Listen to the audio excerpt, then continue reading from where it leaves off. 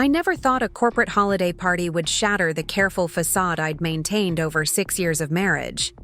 But there, I stood in my designer gown watching my husband raise his crystal glass and smirk. Let me introduce my wife, Olivia. She looks amazing on my arm, doesn't she? When she's not shopping, she actually makes the most incredible spreadsheets for our household budget. The room of tech executives and investors laughed, not knowing I held the thumb drive in my clutch. That would turn their world upside down. More innovations, the cutting-edge software company my husband's family had built over 2 generations, was about to discover who really wrote the code that saved their flagship product from disaster. Before we jump back in, tell us where you're tuning in from. And if this story touches you, make sure you're subscribed, because tomorrow, I've saved something extra special for you. The day everything changed started like any other Wednesday morning in our Chicago penthouse. I was in the kitchen helping Emma with her science project, while my husband Daniel prepared for another critical board meeting at More Innovations. He barely looked up from his phone, scrolling through emails while occasionally sipping his precisely prepared coffee. "Don't forget about the holiday party tonight," he said without making eye contact. "Wear the blue Valentino, the Robertson. Deal is almost finalized, and they'll all be there." I nodded, remembering the nights I'd spent reviewing those same Robertson contract terms, fixing glaring oversights in the software licensing agreement when Daniel was asleep. He never questioned why his revised proposals always came back flawless. "Of course," I replied, helping Emma attach the final solar panel to her miniature house model. The blue Valentino, perfect for standing quietly in the background. "Just try to stick to safe topics," he added, finally glancing up. "These are serious tech people. Maybe just ask about their vacation homes." He grabbed his briefcase, kissing Emma's forehead. "See you tonight, princess. That science project looks amazing." After he left, Emma looked up from her project, her intelligent eyes searching mine. "Mom, why does Dad always talk to you like you're not smart? You literally helped build this entire model and explained how solar energy works better than my teacher." My throat tightened. At 9, she was already too perceptive for her own good. "Sometimes people see what they expect to see, honey," I said carefully. "But you went to MIT," she started. I pressed a finger to my lips, our special signal. Some secrets weren't ready to be shared with a 9-year-old. The truth was, I hadn't always been just Daniel Moore's decorative wife. 8 years ago, I was Olivia Bennett, graduating at the top of my class from MIT with dual degrees in computer science and business. Daniel and I met at a tech startup in Boston, where I was leading a promising software development team. But love makes you do strange things. When he mentioned his family's struggle to modernize More Innovations' aging product line after his father's sudden illness, I thought I could help from the sidelines. "The board's breathing down our necks," he'd confided back then. "If we don't release a competitive new platform soon, we'll lose everything my father built."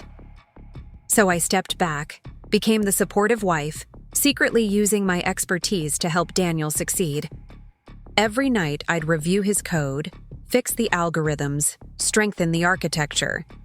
His sudden improvement was attributed to finally embracing his family legacy. Nobody questioned why the struggling heir apparent suddenly became a software visionary. But lately, something had shifted. Daniel grew distant, dismissive. The late nights at the office multiplied, and then there were the whispers about Rebecca, the new VP of product development with an impressive Stanford pedigree, but surprisingly limited technical skills. "Mom?" Emma's voice pulled me back. "Can you help me practice my coding after school? I want to make my solar house app actually work." I smiled, pulling out the laptop I kept hidden in the kitchen cabinet. "Of course, sweetheart. Let's start with the basic functions." As we sketched out pseudocode, my phone buzzed. A message from Jason Wright, my old college friend who now headed a prominent tech investment firm. "It's done. The paperwork will be ready by tonight." My hands trembled slightly. 6 months ago, when I discovered more innovations was secretly exploring a sale due to technical debt in their codebase, I'd contacted Jason. Using my inheritance and his financial expertise, we'd quietly orchestrated a complex stock purchase through a holding company. Daniel was so busy with Rebecca he never noticed the unusual trading patterns in more stock. Another message lit up my phone. This one from Rebecca to Daniel, accidentally sent to our family iPad that was still synced to my accounts. Can't wait to tell everyone our big news at the party. Time to reshape the company our way. Emma looked up from her coding. Mom, you okay? You look weird. I forced a smile, watching my daughter add perfect syntax to her program, coding talent flowing through her veins. I'm fine, honey. Just thinking about tonight. Can I see your old coding projects sometime? The ones from college? I froze. What projects? I found your GitHub archive last week when I was looking for coding examples. It says, Olivia Bennett, MIT, and has tons of projects with thousands of stars. Why did you stop creating software? Mom? The question hung in the air like static electricity. Why had I stopped? When had supporting Daniel turned into erasing myself? My phone buzzed again. Jason. Final documents delivered to your private email. Ready when you are. I looked at Emma, so young but already facing a world that might try to diminish her brilliant mind. Not if I could help it. Actually, sweetie, I said, pulling out my personal laptop. Let me show you something I've been working on, a platform that's going to change everything. As I began to type, years of hidden expertise flowing through my fingers, I thought about the holiday party tonight, about Daniel's condescending introductions, Rebecca's smug smile, and the stock certificates waiting in my email that would reveal the truth. The trophy wife they dismissed had orchestrated the controlling, interest purchase in the company's history. Tonight, everything would change. And this time, I wouldn't be hiding in the shadows of my own code. The party invitation gleamed on my screen, its digital animation showcasing the More Innovations logo, an interconnected series of nodes forming, a perfect network, a design I'd actually created 3 years ago when Daniel complained about their outdated branding. He'd presented it as his own work, of course. Mrs. Moore? Maria appeared at my home office door. The dress is steamed and your car will be here in an hour. I nodded, still staring at the invitation. Thank you, Maria. Is Emma finished with her homework? Yes, she's still working on that coding project. She has quite the talent, Maria hesitated. She reminds me of you, you know. I remember finding your coding notebooks when organizing the storage closet last spring. My head snapped up. You never mentioned that. Maria's kind eyes met mine. It wasn't my place. But I've worked for this family for 5 years, Mrs. Moore. I was here when you first arrived, full of ideas about technology and innovation. I watched you fade. The truth of her words stung. I had faded, gradually erasing myself until I fit into the narrow space Daniel had carved out for me. But that wasn't the whole story. While I played the perfect wife in public, I'd been quietly coding at night, developing a revolutionary security protocol that would protect the very vulnerabilities in More Innovations' flagship product. Vulnerabilities that Rebecca's hasty redesign had created. The Robertson contract, I said slowly. Did you happen to see it on Daniel's desk last week? Maria's expression shifted. Yes, and I saw who dropped it off Tuesday night. Miss Peterson. They seemed very comfortable with each other. The confirmation shouldn't have hurt. I'd known about Daniel and Rebecca for months. That's what had finally pushed me to contact Jason. Still, the pain was sharp and clean, like a well-executed line of code that does exactly what it's meant to do. End a process. Mrs. Moore? Maria stepped closer. I also noticed something else. The security protocol in that contract changed after you spent that night reviewing it. The entire structure was different. Better. I stood up, moving to the window. Outside, Emma was explaining something to her online coding club, her face animated with the joy of problem solving, just like mine used to be at MIT. Maria, what?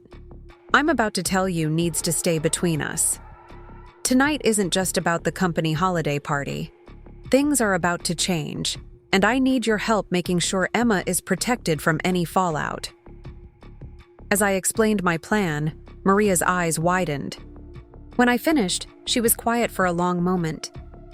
All these years, she finally said, you've been the real genius behind his success. Not exactly. I pulled out a folder from my locked drawer. Daniel is talented when he focuses, but lately he's been letting Rebecca handle everything while he plays tech visionary and their new platform design. I spread out the technical specifications. It's ambitious, but fundamentally flawed. The security architecture has critical vulnerabilities that would compromise user data. Does Mr. Moore know? He would if he'd actually reviewed the code instead of focusing on his relationship with Rebecca. Preparing and narrating this story took us a lot of time, so if you are enjoying it, subscribe to our channel. It means a lot to us. Now back to the story. They're so convinced of their own brilliance, they've gotten sloppy. That's why the board was secretly exploring a sale. The platform's security flaws would destroy More Innovation's reputation once discovered. Maria's eyes narrowed. And now you own controlling interest through a holding company? Yes. Nobody knows except my lawyer and Jason Wright from Meridian Venture Partners. The famous tech investor? The one Mr. Moore always brags about playing golf with? I allowed myself a small smile. Daniel never realized Jason was my college classmate before he was his golf buddy. He's been helping me set this up for months. My phone buzzed. Another message from Rebecca to Daniel that had synced to our shared cloud account. Everything's set for tonight. After the announcement, there's no going back. Maria read the message over my shoulder. They're planning something. They are. I closed my laptop. Daniel and Rebecca think they're orchestrating some kind of leadership restructuring, leveraging the Robertson contract to push out the board. They have no idea the majority stock has already been quietly acquired. The doorbell chimed. My car service had arrived. I gathered my things, but Maria caught my arm. Mrs. Moore, Olivia, are you sure about this? The Moores, they're powerful people. I thought about the day I'd given up my own career, thinking I was supporting my husband's dreams. I thought about Emma watching and learning what it means to be a woman in the tech world. The Moore family built their power on other people's work, including mine, I said quietly. But that's not what bothers me most. I pulled out Emma's latest coding project, a sophisticated program that showed remarkable understanding of algorithms. What bothers me is the legacy we're leaving for our daughter. What are we teaching her about her own worth? Maria squeezed my hand. Then go show them who you really are. In the car, I reviewed the final stock purchase confirmation on my secure phone. Bennett Digital Solutions, named after my grandmother who'd paid for my MIT education, now held 51% of More Innovation's voting shares. The board had been quietly informed that morning, though the identity of the new controlling partner was still under wraps. Another message flashed across my screen, this one from Jason. Board members all confirmed for tonight. Ready for your signal. I typed back, after Daniel's speech, let him and Rebecca make their announcement first.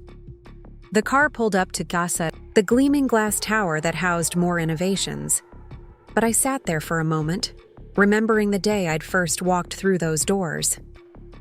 I'd been so in love with Daniel, so eager to help him succeed. Somewhere along the way, that dedication had turned into erasure. Never again, I whispered, gathering my courage. Tonight, the woman who'd been dismissed as just a trophy wife would finally step into the light. As I watched the city lights glimmer through the car window, I thought about all the software companies we passed, monuments to innovation, to vision, to the audacity of reimagining how the world works. Tonight, I would reclaim my own code. The salon mirror reflected back a woman I barely recognized. My usually practical hair was styled in elegant waves, makeup flawless. I looked exactly like what Daniel wanted, the perfect trophy wife and ornament for investors to admire. The stylist had even commented how lucky I was to have a husband who can afford all this. I'd smiled politely while calculating algorithmic efficiencies in my head. "Your car is here, Mrs. Moore," the receptionist announced. "Your daughter called and said it's urgent." My heart jumped as I pulled out my phone. Emma's text made my blood run cold. "Mom, Rebecca's here. She and Dad are in his office. They're fighting about documents. Something about source code?" I quickly typed back, "Is everything okay?" "Not really. They keep talking about tonight. Rebecca said something about making sure she stays in her lane." "Mom, I think they're talking about you." My hands trembled as I gathered my things. "Stay in your room, honey. Is Maria there?" "Yes, Mom, I heard Dad say he's going to handle the problem tonight." The drive home took exactly 17 minutes. I spent each one recalling all the signs I'd ignored over the past year. The changed passwords on the development servers, the late-night calls, the way Daniel had slowly pushed me away from even informally advising on software architecture. When I walked into our penthouse, raised voices echoed from Daniel's home office. "She'll ruin everything," Rebecca's voice cracked with anger. "The security protocol revisions were supposed to be finalized yesterday." "And I will handle it." Daniel's tone was cold in a way I'd never heard before. "Olivia knows nothing about the technical specifications. She's spent 6 years planning dinner parties and charity events. One more night won't change anything. But the board is acting strange. Harrison wouldn't sign off on the restructuring proposal, and now there are rumors about stock movement. That's just market fluctuation. By tomorrow morning, we'll announce the Robertson deal, your promotion, to CTO, and the board will fall in line. And if someone discovers the security vulnerabilities before we can patch them, they won't. And if Olivia starts asking questions..." He paused. "Well, let's just say I have contingency plans. The prenup is airtight." I'd heard enough. I climbed the stairs to Emma's room, finding her and Maria sitting tensely on the bed. A coding tutorial paused on the laptop. "Mom!" Emma ran to me. "I'm sorry I texted, but they were saying weird things." "You did exactly right, sweetheart." I held her close, meeting Maria's worried eyes over her head. "Did they see you?" Emma shook her head. "I was getting a snack when they came in. They didn't know I was there." Maria stood up. "Mrs. Moore, perhaps Emma should stay with me tonight? My niece is visiting. They're the same age." I nodded gratefully. We'd discussed this contingency. "Pack a bag, honey, just for one night." "But Mom, what about your big surprise? I wanted to see..." I knelt to her level. "Remember what we talked about? About how sometimes people underestimate you, but that can be your strength?" She nodded solemnly. "Tonight's about showing them who we really are. But I need you safe while I do that. Understand?" After Emma left with Maria, I went to my private office, the one room Daniel never entered because it was just for my charity planning. Behind a false panel in the bookshelf, I retrieved the real stock certificates and the security audit I'd conducted on More Innovation's new platform. My phone buzzed with a message from Daniel. "Where are you? The car will be here in 20 minutes." Another message flashed, this one from Jason. "Urgent news. Daniel just tried to file executive restructuring papers with the board. Obviously invalid since you control the company, but he's planning something big tonight." I quickly typed back, "I know. He and Rebecca are moving tonight. Stick to the plan." Another message appeared, this one from the family lawyer. "Mrs. Moore, your husband just requested an urgent meeting about postnuptial agreements and intellectual property rights. Should I proceed?" So that was his contingency plan. claim ownership of any contributions I'd made to the company's code, then divorce me with nothing. I took a deep breath, channeling the strength of the young engineer I used to be, the one who graduated top of her class from MIT, who could debug complex systems while others were still defining the problem. Opening my laptop, I pulled up the Robertson contract files. There it was, Rebecca's fatal flaw in the security protocol. In her rush to finalize the deal, she'd created a vulnerability that would allow privileged access to all user data.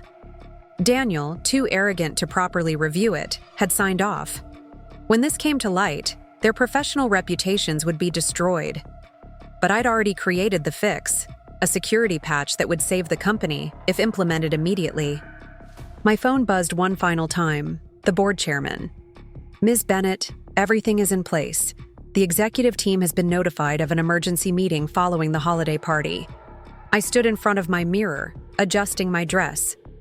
The woman staring back wasn't just a trophy wife anymore. She was the controlling shareholder of one of the city's most promising tech companies, and she had the evidence of her husband's professional and personal betrayal in her clutch. The doorbell rang, my car for the holiday party.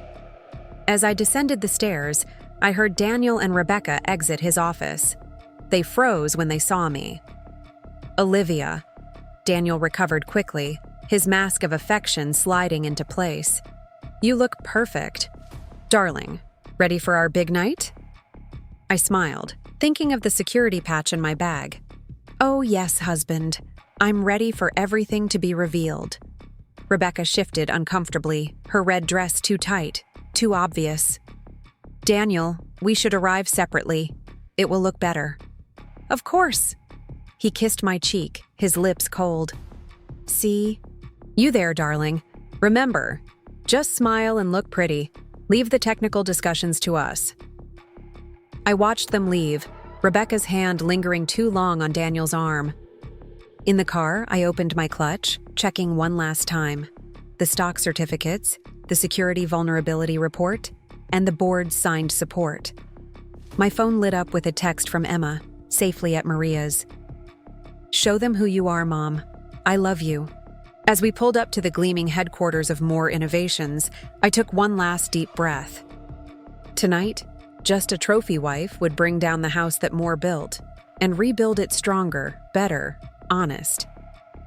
The More Innovations holiday party was everything you'd expect from a rising tech company.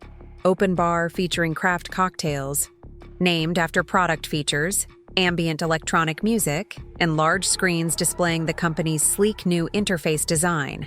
My design, though no one knew it yet. Olivia, darling. Patricia Moore approached, champagne in hand. Her designer suit practically screamed old tech money. Don't you look appropriate? Her eyes swept over my dress, searching for imperfections. Though perhaps a bit much for someone just here to support her son. Hello, Patricia. I kissed her cheek, feeling her stiffen. Lovely event. Yes, well, some of us understand the importance of maintaining appearances. She lowered her voice. I do hope you remember what we discussed about letting Daniel handle the technical conversations. The Robertson team is here and we can't afford any domestic distractions. I followed her gaze to where Daniel stood with Rebecca, their heads bent close together as they charmed Mr. Robertson and his executive team. The old Olivia would have felt small under Patricia's condescension, but tonight I thought about Emma's code hidden on her laptop, about the legacy of silence I refused to pass down. Actually, Patricia, I've been meaning to ask your opinion on the security protocol in the Robertson contract. The API authentication sequence seems vulnerable to man-in-the-middle attacks. She blinked, completely caught off guard. I hardly think... Olivia. Jason Wright's voice cut through the tension. Just the person I wanted to see. Patricia's demeanor instantly changed. Jason wasn't just any investor. He was one of the city's most powerful venture capitalists. Mr. Wright, how lovely. I was just telling Olivia to leave you gentlemen to your business discussions. Jason raised an eyebrow. That would be a shame. especially given Ms. Bennett's exceptional understanding of system architecture. Bennett? Patricia's confusion was evident. My maiden name, I explained smoothly, watching realization dawn in her eyes. Across the room, Daniel was calling for attention, champagne glass raised. Distinguished colleagues, valued clients, friends, welcome to More Innovation's annual holiday celebration. The crowd applauded. I noticed the board members gathering near the back, their faces grim. They knew what was coming, or thought they did. For 2 generations, the Moore family has built this company on excellence, innovation, and vision, Daniel continued. Tonight, we're not just celebrating our success, we're unveiling our future. Rebecca moved to stand beside him, her smile triumphant. I saw Patricia's eyes narrow at their proximity. I'm proud to announce that More Innovations has secured the Robertson contract, the largest enterprise security implementation in our company's history. More applause. Mr. Robertson beamed from his VIP table. Furthermore, Daniel went on, this success is largely due to our brilliant VP of Product Development, Rebecca Peterson, which is why I'm announcing her promotion to Chief Technology Officer, effective immediately. The room erupted in murmurs. CTO was traditionally a position reserved for technical founders or long-term engineering leaders. Rebecca had been with the company barely 18 months. And one more announcement. Daniel's smile turned smug as he looked directly at several board members. Given our explosive growth and new direction, we'll be implementing a streamlined executive structure, allowing the company to move in bold new directions under our leadership. Board member Harrison Blake caught my eye and nodded slightly. That was the signal. Daniel was effectively announcing a coup against his own board of directors. Streamlined indeed, I moved forward, aware of every eye turning toward me, particularly considering the critical security vulnerabilities in the Robertson implementation. The room fell silent. Daniel's champagne glass froze midway to his lips. Olivia, darling, perhaps you've had too much to drink. I haven't had a drop. I moved closer, pulling the security audit from my clutch. Would you like me to explain the authentication protocol failures that make the current implementation a data breach waiting to happen? Or shall we discuss the real ownership of More Innovations first? Ownership is standing right here, Daniel snapped, his pleasant mask slipping. This is a technical discussion beyond your understanding. Beyond a trophy wife, perhaps, Jason stepped forward, but not beyond Olivia Bennett, MIT class of 2016, graduated summa cum laude, who happens to be the controlling shareholder of More Innovations as of 9 a.m. this morning. The silence was deafening. Patricia swayed, clutching a nearby table for support. That's impossible, Daniel whispered. Olivia doesn't. She can't. Stanford offered me a teaching position in their computer science department, I said clearly. But you knew that, Daniel. You knew exactly who I was when you suggested I support your career instead. Mr. Robertson, studying the documents I'd distributed, looked up sharply. These security vulnerabilities, are they legitimate? Not just legitimate. Jason nodded to a board member who distributed copies of my security patch. Ms. Bennett developed a solution that not only addresses these weaknesses, but enhances the entire architecture. The revised implementation is included in those packets. The room erupted in chaos. Board members surrounded Daniel and Rebecca, demanding explanations. Patricia sank into a chair, face ashen. Mr. Robertson and his team huddled over my documents, their expressions growing increasingly concerned. How long? Daniel's voice cut through the noise. He stood before me, rage and disbelief warring in his eyes. How long have you been planning this? Since I found out about you and Rebecca. I met his gaze steadily. About 6 months. Since you started taking credit for my code and planning to push out the board. You've destroyed everything, Rebecca hissed, clutching Daniel's arm. No, I shook my head. I've saved it. Check the security audit. Check the stock certificates. Everything's legal. Everything's documented. As if on cue, my phone lit up with a message from Maria. Emma wants you to know she's watching her debugging tutorial and expects a full report. I thought of our daughter, probably still awake, waiting to hear how her mother finally stepped into her own light. I thought of all the nights I'd spent secretly fixing Daniel's code, telling myself I was being supportive when really I was just hiding. The board is calling an emergency meeting, Jason announced. Mr. Robertson would like to discuss the security implementation with Ms. Bennett. Bennett, I corrected, meeting Daniel's incredulous stare. Just Bennett now. The next few hours passed in a blur of meetings and revelations. The board members gathered in More Innovation's main conference room, their faces a mix of shock, respect, and in some cases, clear relief. Daniel and Rebecca were notably absent, having been escorted out by security after their attempt to delete certain development files I'd already backed up months ago. Ms. Bennett, the board chairman began, while the circumstances are unusual, your security implementation is exemplary. The revised architecture demonstrates exactly the kind of expertise this company needs. Mr. Robertson, still studying, my security protocol nodded emphatically. The original implementation was impressive on the surface, but fundamentally flawed. These revisions not only fix the vulnerabilities, but actually strengthen the entire system. I sat at the head of the conference table, Daniel's old seat, feeling the weight of the moment.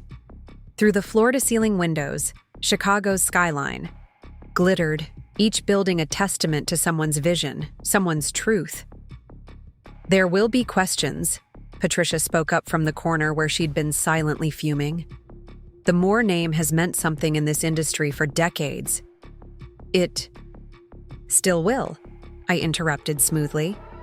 I have no intention of erasing the company's legacy, Patricia.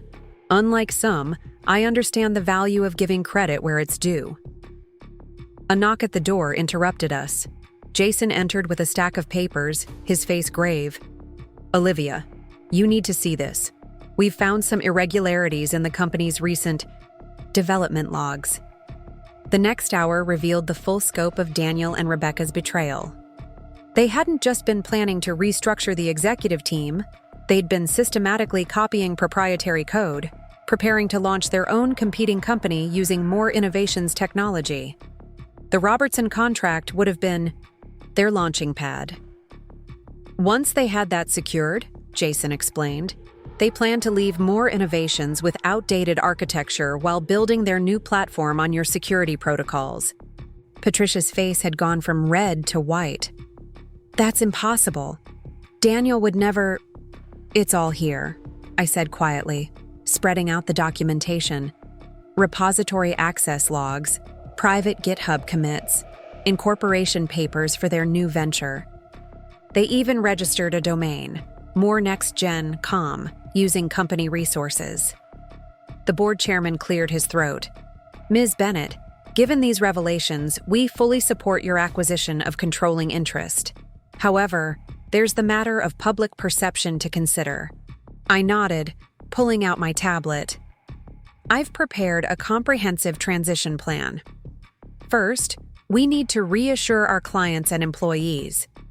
My phone buzzed. A picture from Maria showing Emma finally asleep, surrounded by her coding books. Another text followed, this one from Daniel. You'll regret this. You're nothing without the Moore name. I smiled, thinking of our daughter's inherited talent, her natural eye for elegant code. Actually, I have an announcement to make about the company's name. The room tensed. Patricia started to protest, but I held up my hand. Bennett Moore Technologies will honor both legacies. This way, both histories live on. Honestly, this time. The board members exchanged glances, then began to nod. They'd seen the security protocols, the financial documents, and the development plans I'd prepared. There was no denying my capabilities anymore.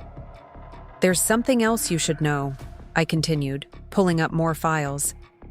Over the past 6, Years I've maintained detailed records of every project I've contributed to, not to claim credit retroactively, but to prove my capabilities. I turned to Mr. Robertson. Including the initial security architecture for your implementation that Daniel presented as his own. Mr. Robertson leaned forward. You designed the original authentication protocol? The one that won the Innovation Award last quarter? Yes. Daniel liked my approach, but said it was too theoretically complex to present formally. He simplified it, creating the vulnerabilities in the process. I want to see the original design, Mr. Robertson said immediately. The one you envisioned.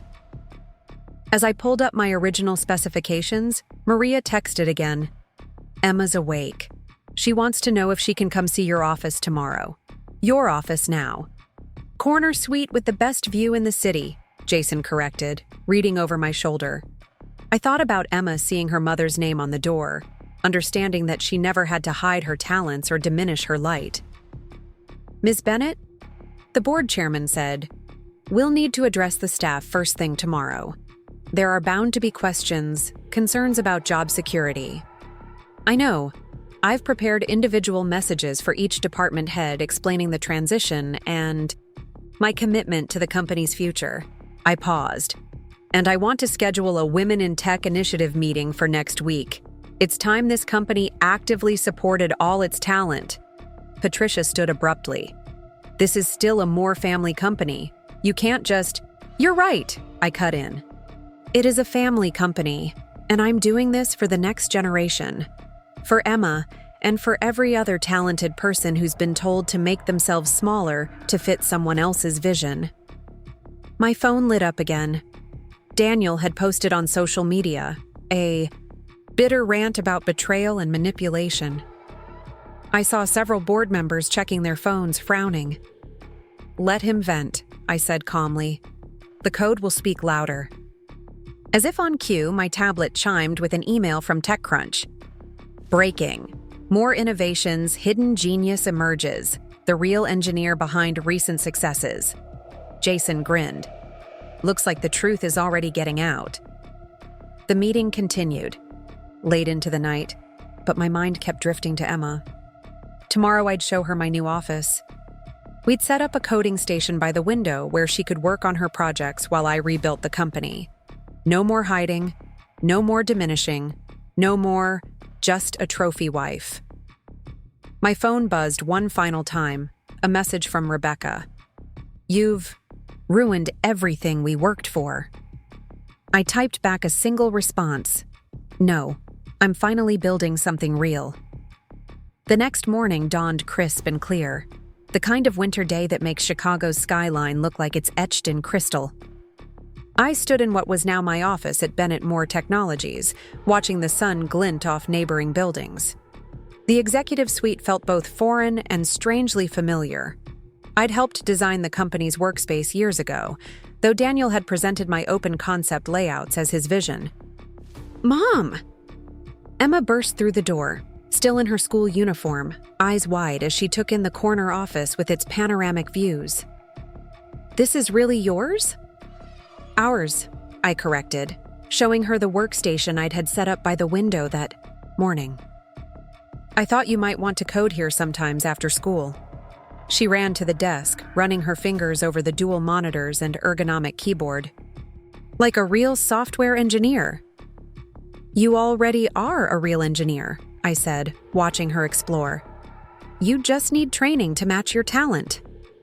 Maria appeared in the doorway, smiling. She couldn't wait until after school. I hope it's okay. We came early.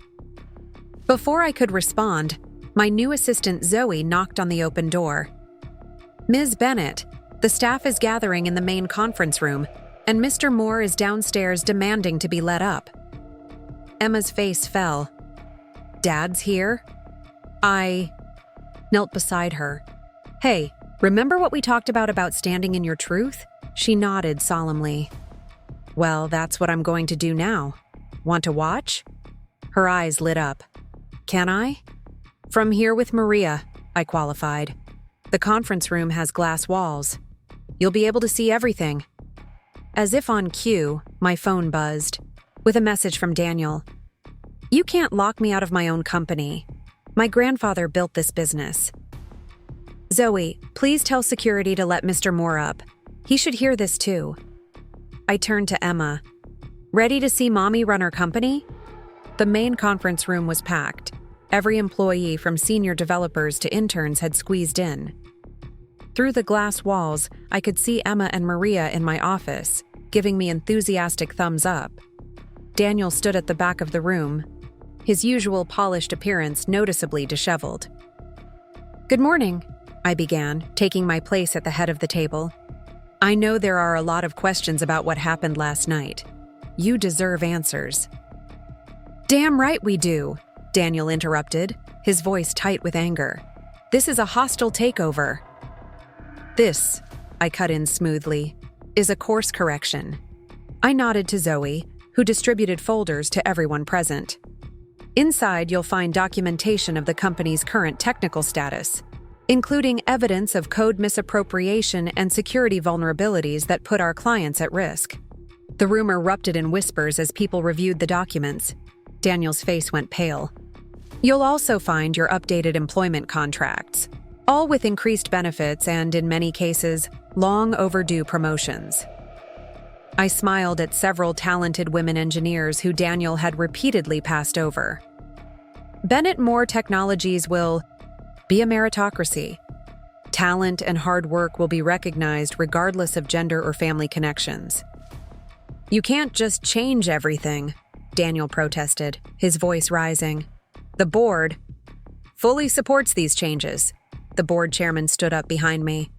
"Ms. Bennett has presented a comprehensive plan to not only save this company but propel it into the future." I pulled up the Robertson security implementation on the room's screens. Starting with this, the original design had critical vulnerabilities that could have ruined us. The revised architecture, which I completed last night, resolves these issues while enhancing the system's functionality. Mr. Robertson, who had arrived early for a private meeting, spoke up from his seat. "These revisions aren't just patches, they're revolutionary. The enhanced encryption protocol alone will set new standards for enterprise security." "Olivia's been doing this for years," Zoe suddenly said. Everyone turned to her. "Sorry, but we all knew the code quality always improved." After she reviewed it, "We just didn't say anything because Daniel took credit for his wife's work." Jason added from the doorway, "Just like he tried to take control of the company through fraudulent means." "That's a lie." Daniel stepped forward, his voice cracking. "Olivia, tell them. Tell them you're just a what, Daniel?" I met his eyes steadily. "A trophy wife? That I've been secretly fixing your code for 6 years while you took the credit? That you and Rebecca planned to steal our biggest clients? Which part would you like me to clarify for everyone?" The room fell, silent. Through the glass, I could see Emma watching intently, her small face serious. "I have something else to show you," I continued, pulling up a new screen. "These are my original code repositories from the past 5 years. Projects that won awards, under Daniel's name, but came from my keyboard." The screens filled with familiar code, the security architecture that had made Moore innovations famous, the user interface that clients praised for its intuitive design, the algorithms that processed data more efficiently than competitors. Starting today, Bennett Moore Technologies will operate with complete transparency. I looked around the room, meeting each person's eyes. Every contributor will be credited. Every voice will be heard. "You're destroying my family's legacy," Daniel's voice broke. "No," I gestured to the code on screen. "I'm preserving it, for Emma, and for every other talented person who's been told to make themselves smaller." A young developer raised her hand. "The Women in Tech initiative mentioned in our new contracts that starts next week?" "Yes, along with a mentorship program and a collaboration with local coding schools. No more hidden talent." The room burst into applause. Through the glass, I saw Emma beaming, her own laptop open in my office. Daniel stormed out, but I barely noticed. I was too busy watching our daughter, seeing her understand that she never had to hide her light. The rest of the morning was a blur of meetings, interviews, and client calls. By lunch, tech blogs were running the full story. By dinner, we'd received dozens of new partnership inquiries, specifically requesting to work with the architect of Bennett Moore's breakthrough security protocol. The media storm hit faster than anyone expected. By the end of my first official day as CEO, my phone was overwhelmed with interview requests. The story had everything: betrayal, hidden talent, female empowerment, tech world intrigue. But what really caught fire were the technical innovations my coming out had revealed. "Mom, look!" Emma burst into my office after school, tablet in hand. "You're trending! They're calling you the ghost in the machine because you wrote all that code nobody knew about." I glanced at the article she was reading, a detailed analysis in Wired comparing my original security protocols with the simplified versions Daniel had implemented. The writer had done their homework, tracking down former employees who confirmed years of my uncredited contributions. "Ms. Bennett," Zoe appeared in the doorway. "The MIT Technology Review is here for your interview, and the Chicago Innovation Awards Committee wants you as their keynote speaker next month. And Daniel's lawyers just delivered this," Jason added, dropping a thick envelope on my desk. "Divorce papers?" Emma's face fell. "Dad's suing you?" I pulled her close. "It's just papers, honey. Remember how I always say the truth is our strongest foundation?" She nodded against my side. "Well, I've got something to show both of you." I unlocked my desk drawer and pulled out a worn leather portfolio. "These are the original contracts from when Daniel and I got married." Jason picked up one document, his eyes widening. "A post-nuptial agreement?" But Daniel claimed there wasn't one. "He forgot about it." I smiled at the memory. He was so worried about protecting the family business from his trophy wife that he made me sign away any claim to more innovations unless I could prove significant uncredited contribution to the company's intellectual property. "But you have proof," Emma said excitedly. "All your code, every line dated and documented." I spread out the contents of the portfolio, years of commits, pull requests, and code reviews, all carefully preserved.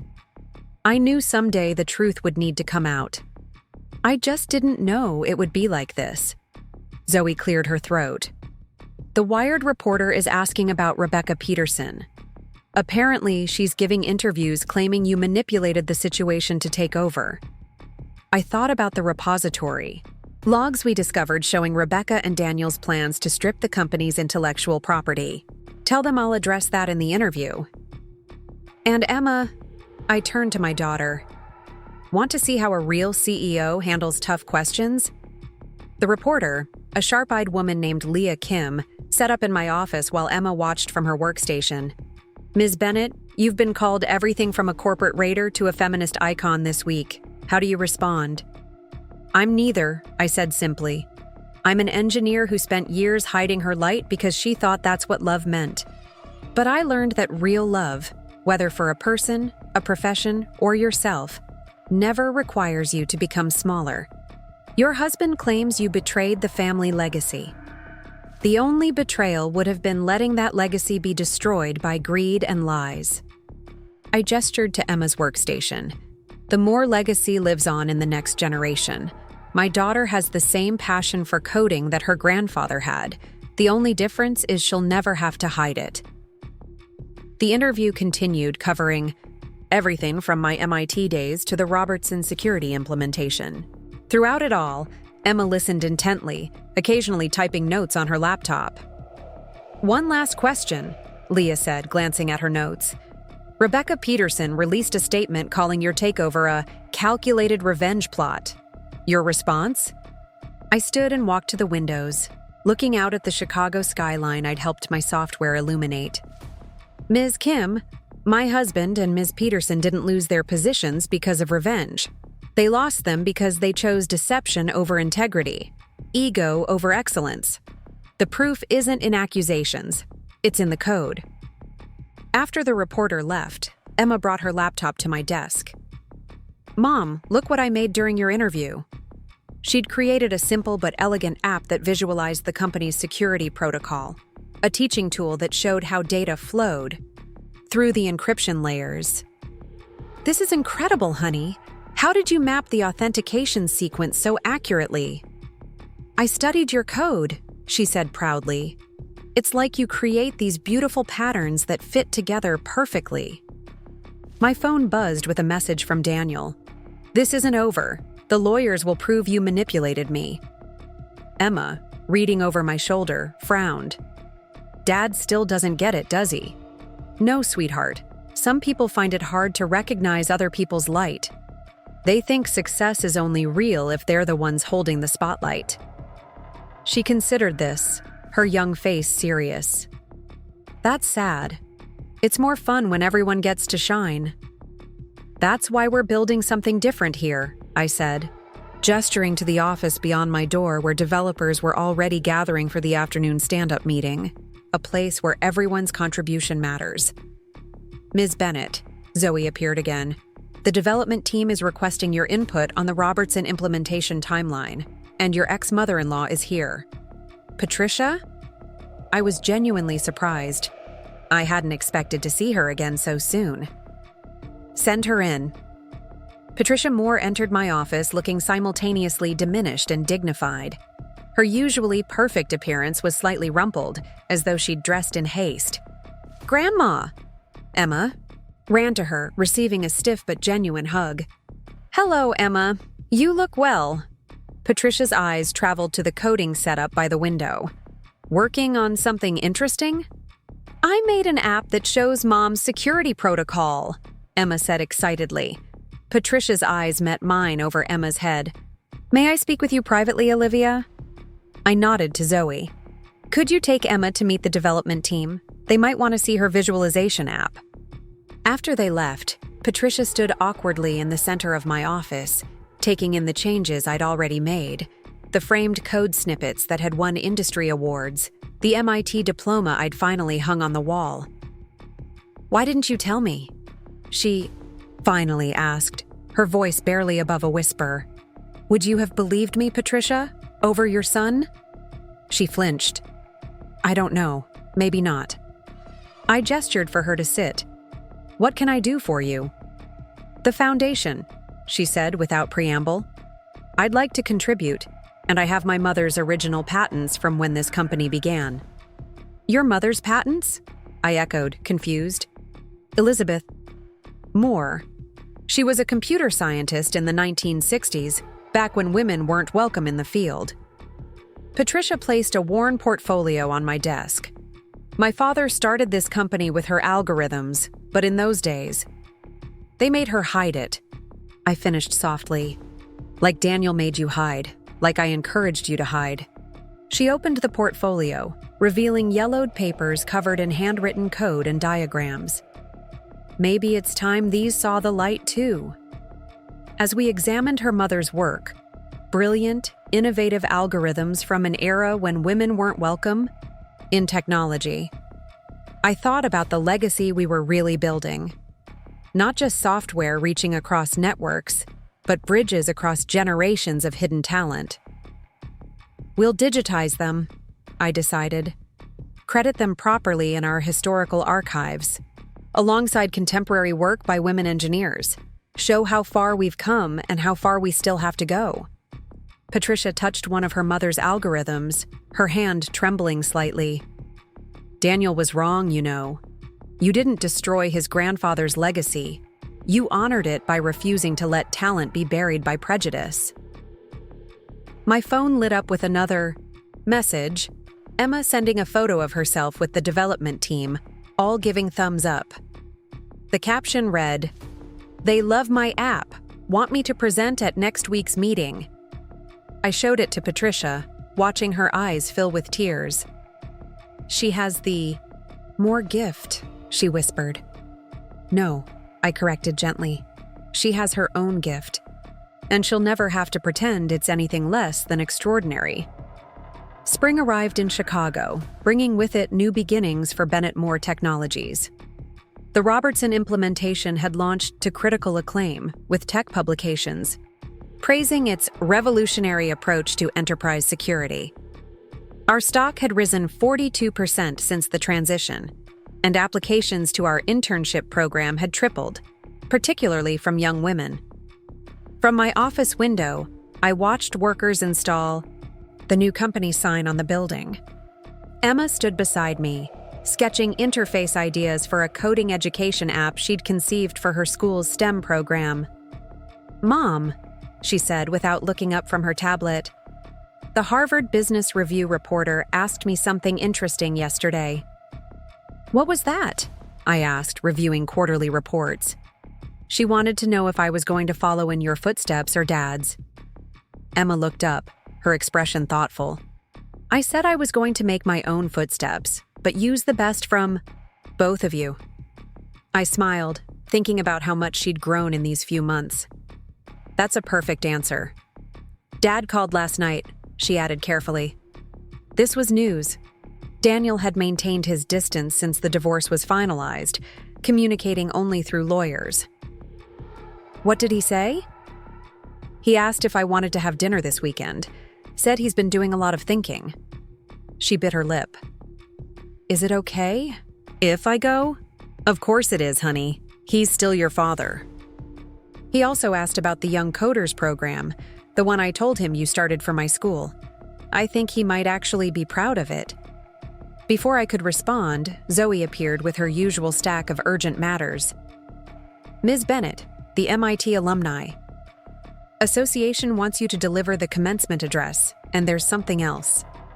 She handed me a letter, the return address showing Daniel's new apartment. Inside was a single sheet of paper, not legal documents this time, but a handwritten note. "Olivia," it began. "Today I watched Emma demonstrate her coding app to her class. Really watched it, saw how her eyes lit up explaining variable declarations and function calls, just like yours used to when we first met. I finally understood something. You never took anything from me. You simply stopped letting me take from you. Our daughter's Young Coders Club launches next week. I saw her interviewed about it on the local news. She has your light, the one I tried so hard to dim. I'm sorry, not for losing the company, but for making you think you had to be less, so I could feel like more." Emma read over my shoulder. "Dad wrote that? Are you okay, Mom?" I folded the letter carefully. "Yes, honey. Sometimes people need to lose everything to see what was really important." "Ms. Bennett," Zoe reappeared. "The development team is ready for the new platform kickoff, and Emma's robotics teacher is here early for the technology grant meeting." The Bennett Moore Foundation had become my passion project, a program dedicated to supporting young technologists, particularly girls, with the resources they needed to develop their talents.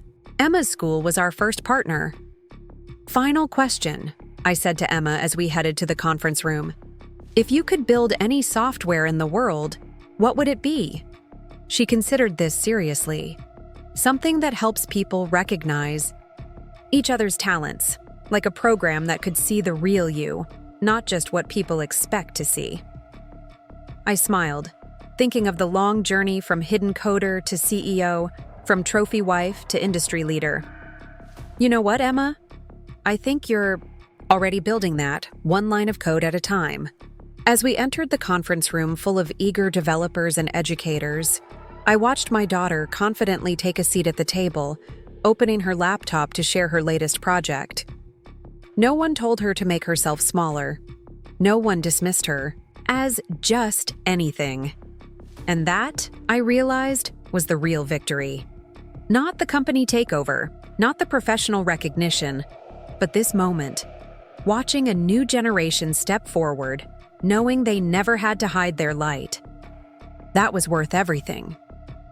The first quarter as CEO of Bennett Moore Technologies brought changes no one could have predicted. While Daniel fought his legal battles, all of them settled quickly once his lawyers saw the evidence we'd uncovered. I focused on transforming the company into something revolutionary. "Ms. Bennett," Zoe announced, poking her head into my office. The Forbes profile is live, and the Women in Tech conference sold out 10 minutes after they announced you as keynote. I looked up from where I was reviewing Emma's latest code, project. She'd been coming to the office after school 3 days a week, her workstation becoming a fixture in my office. Today's project showed an innovative user interface that combined accessibility features with sleek design. Tell them I'll review it shortly, and have the UX team look at Emma's navigation concept. I think she's onto something with the adaptive controls. Already did, Zoe grinned. They're calling it brilliantly intuitive, just like her mom. As I gathered materials for my next meeting, my phone lit up with a news alert. Daniel Moore launches STEM scholarship for girls in technology. I smiled, pleased but surprised. Since our last communication, Daniel had been quietly rebuilding his life, starting a small consulting firm and, apparently, finding better ways to contribute to the industry. Mom, Emma looked up from her coding, is Dad really starting a scholarship program? Looks that way, I said, showing her the announcement. That's good, right? He's focusing on building things now, not breaking them. Exactly right, I agreed, proud of her wisdom. That's what makes a real legacy, not controlling others, but helping them grow. My phone buzzed with another update, this one from our development team. The new education platform, Emma's idea, had passed all its final tests and was ready for pilot deployment in Chicago schools. Ms. Bennett? Zoe appeared again. The conference call with East Asian markets is in 5 minutes, and the Chicago Technology Council wants you to lead their diversity initiative next year. Emma gathered her things, preparing to leave with Maria for her coding club. Mom, can I tell the club about the education platform? They've been helping me test it. Of course, sweetheart. This is your project as much as anyone's. After she left, I took a moment to absorb the quiet of my office. On my desk sat a framed photo of Emma's first day at the company, her eyes wide with excitement as she sat at her new workstation. Beside it stood another frame, the original stock certificate for Bennett Moore Technologies, a reminder of the day everything changed. My phone buzzed with a message from Patricia. The Historical Tech exhibition opens next month. Emma's presenting the interactive timeline. The display of her mother's pioneering work had grown into something unexpected. Women in technology from around the world had started sharing their own hidden stories, brilliant innovations that had been credited to men, buried in archives, or dismissed as too ambitious. I picked up the latest quarterly report.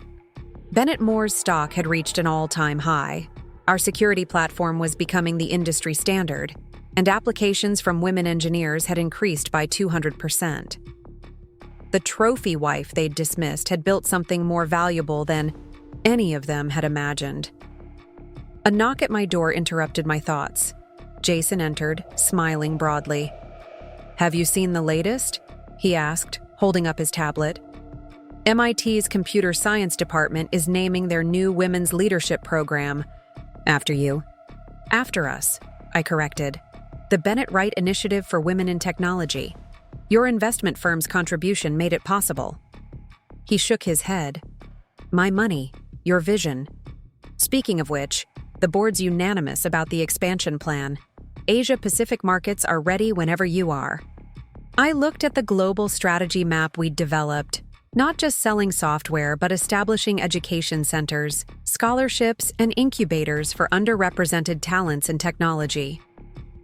What exactly are we building here, Olivia? Jason asked, studying the ambitious scope of our plans. I thought about Emma's words from months ago, about creating something that helps people recognize each other's talents. Something that should have existed all along, I said finally. A world where no one has to hide their light.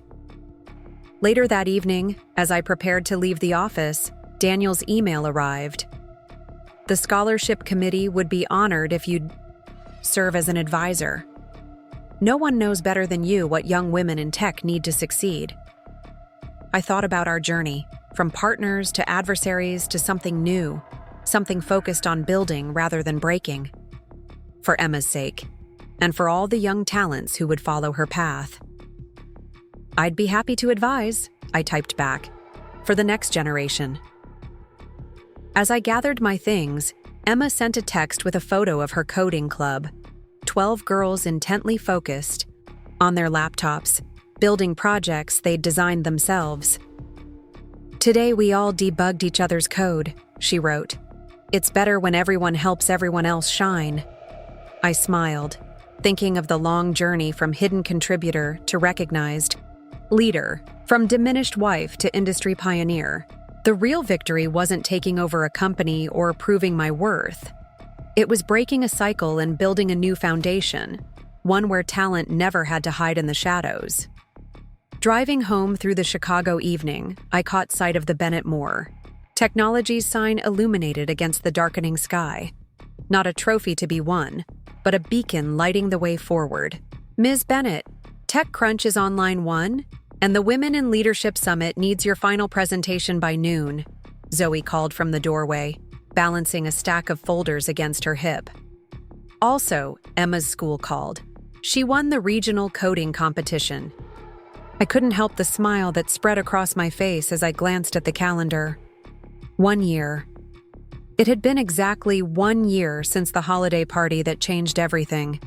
Now, as winter settled over Chicago again, I was preparing to deliver the keynote address at the industry's most prestigious technology conference. "Tell TechCrunch I'll call back in 20, and let's send flowers to Emma's school," I replied, making a note to call my daughter personally. "Is the quarterly report ready for the board?" "Just waiting for your final review. Jason already gave it a preliminary thumbs up." I nodded, turning back to the presentation on my screen. The title slide read, "Hidden Innovation, Recognizing Invisible Talent in Technology." It wasn't just a speech. It was the culmination of everything we'd built over the past 12 months. The intercom buzzed again. "Ms. Bennett, there's someone here to see you. Says she doesn't have an appointment, but you'll want to talk to her." I frowned. My schedule was packed tighter than efficient code. "Who is it?" "Rebecca Peterson." My fingers froze over the keyboard. Rebecca, Daniel's former accomplice. After the transition, she'd disappeared to Silicon Valley, reportedly working for a series of startups. We hadn't spoken since the night of the holiday party. "Send her in." I stood as Rebecca entered, noting the changes in her. Gone was the flashy confidence and calculated charm. She looked humbler somehow, in a simple blazer and jeans, instead of her signature power dresses. "Olivia," she said, stopping just inside the doorway. "Your assistant wasn't sure you'd see me." "I wasn't sure either," I admitted. "Please, sit." She perched on the edge of a chair, glancing around the office that had once been Daniel's, taking in the changes, the wall of engineering awards, the framed photo of Emma at her first coding competition, the prototype of our new security interface displayed on a side table. "You've done well," she said finally. "The entire industry's watching Bennett Moore." "What can I do for you, Rebecca?" I kept my tone professional, not cold, but not inviting either. She pulled a flash drive from her pocket, placing it carefully on my desk. "I came to give you this, and to apologize." I made no move to touch the drive. "What is it?" "The original code for the Reynolds-Peterson platform, the competing software Daniel and I were developing." As she met my eyes directly, "We took concepts from your architecture. You should have it back." "Why now?" Rebecca sighed, tension visibly leaving her shoulders. "Because it was wrong. Because I've spent a year watching you build something remarkable instead of tearing others down. Because..." She hesitated. "Because I was offered a CTO position, and I realized I don't want to lead the way Daniel and I plan to lead." I studied her face, looking for manipulation or hidden motives, but saw only exhaustion and something that looked suspiciously like hope. "Who made the offer?" "FinSecure. They're expanding their security division." I knew the company, a Mid-sized financial security firm with solid technology but outdated interfaces. They needed someone with vision. And you came here before accepting? Rebecca nodded. I wanted to clear the slate, return what we took, and... She hesitated again. Ask your advice. I couldn't help the short laugh that escaped. My advice? A year ago, you were helping Daniel push me into the background. A year ago, I thought success meant taking credit and controlling narratives. Her gaze fell to the flash drive. I've learned a lot by watching you from a distance. You didn't just take over the company, you transformed it. Your employee retention is the highest in the industry. Your mentorship programs have become the gold standard. She leaned forward slightly. I could have come to Silicon Valley and never looked back. No one would have known about this code. But I want to build something I'm actually proud of. The intercom buzzed, and Zoe's voice cut in. Ms. Bennett, the development team is ready for the platform review, and Emma just arrived from school. Tell them I'll be there in 10 minutes, I replied, still watching Rebecca. And send Emma in. Rebecca stood quickly. I should go. You're busy. Stay, I said, surprising myself. I want you to meet someone properly. Emma burst through. The door moments later, her backpack slung over one shoulder, her tablet clutched in her hand. At 11, she carried herself with the quiet confidence of someone who knew her mind and her worth. Mom, the judges said my algorithm was the most efficient they'd seen in the competition's history. Mr. Santos thinks I could publish it as a taper if we... She stopped abruptly, noticing Rebecca. Oh, hello. Emma. This is Rebecca Peterson, I said carefully. She used to work with your father. I watched my daughter process this information, her sharp eyes taking in Rebecca's uncomfortable stance and the flash drive on my desk. You're the one who helped Dad try to take Mom's code, Emma said finally, her tone more curious than accusatory. Rebecca flinched slightly. Yes, I am, and I came to apologize and return it. Emma moved closer to my desk, studying the flash drive. Did you actually improve any of it, or just copy it? I bit back a smile at my daughter's directness. How Rebecca seemed taken aback by the question. We modified the authentication sequence, made it more scalable for enterprise deployment. Emma's eyes lit with interest despite herself. Using parallel processing or sequential optimization? Rebecca blinked, clearly surprised by the technical question from an 11-year-old. Parallel processing. We created a distributed authentication model that would create vulnerability points at each node, Emma finished. Mom solved that in the Bennett-Moore protocol by implementing quantum-resistant encryption at every authorization checkpoint. Rebecca looked from Emma to me, a slow smile spreading across her face. She's definitely your daughter. She's her own person, I corrected gently. With her own mind. Emma set her tablet on my desk, pulling up her competition entry. Want to see my algorithm? It maps resource allocation in cloud environments using predictive modeling instead of reactive scaling. And just like that, the tension in the room transformed. Rebecca moved to look at Emma's code, professional curiosity overtaking past antagonism. I watched my daughter confidently explain her approach to someone who had once been complicit in dismissing women's contributions to technology. The irony wasn't lost on me. 20 minutes later, after Emma had gone to show her project to the development team, Rebecca turned to me. She's extraordinary, she said quietly. And not just her technical skills, the way she thinks about problems. She's never been taught to limit her solutions to what's expected, I replied. That makes all the difference. Rebecca nodded, glancing at her watch. I should let you get back to your meetings. Thank you for seeing me. As she reached the door, I made a quick decision. Rebecca? She turned, expectant. The FinSecure position, take it. But build something better than what we were planning.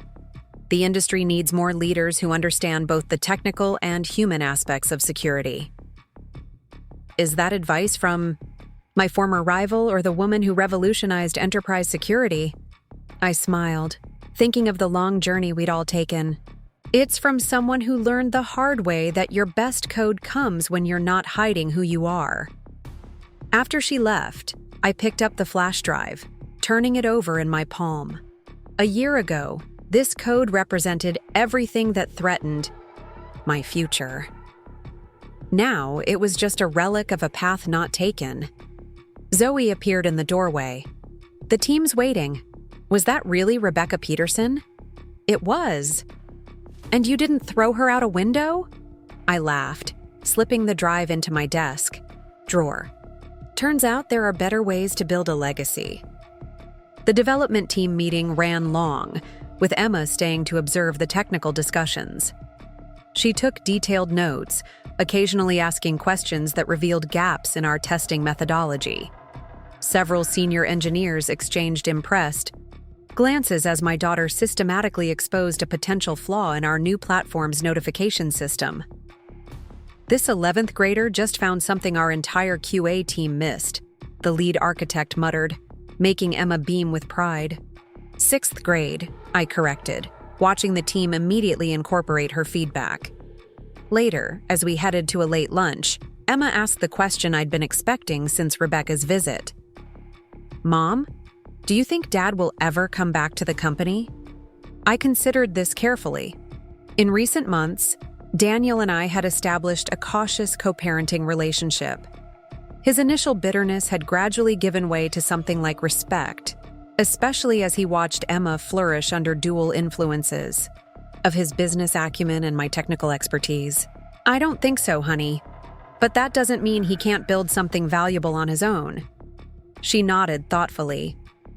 His Girls in Tech scholarship program is pretty amazing. My friend Zara got one. He's finding his own way to contribute, I agreed. Sometimes people do better when they build something new instead of trying to control what already exists. Like you did with Bennett Moore? I smiled, thinking of the company's transformation over the past year. I didn't build Bennett Moore from scratch. I just helped it become what it always should have been, a place where innovation isn't limited by ego. Emma's phone chimed with a message. Grandma wants to know if I can help with the historical technology exhibit this weekend. They're adding a section on quantum computing pioneers. Patricia's evolution had been perhaps the most surprising of all. After discovering her mother's hidden contributions to early computing, she'd become a passionate advocate for preserving women's history and technology. The exhibit she'd started with her mother's patents had grown into a permanent installation at the Chicago Science Museum, with Emma serving as a junior docent. Of course, we can go together after my speech on Saturday. Emma grinned. Can I sit in the front row again?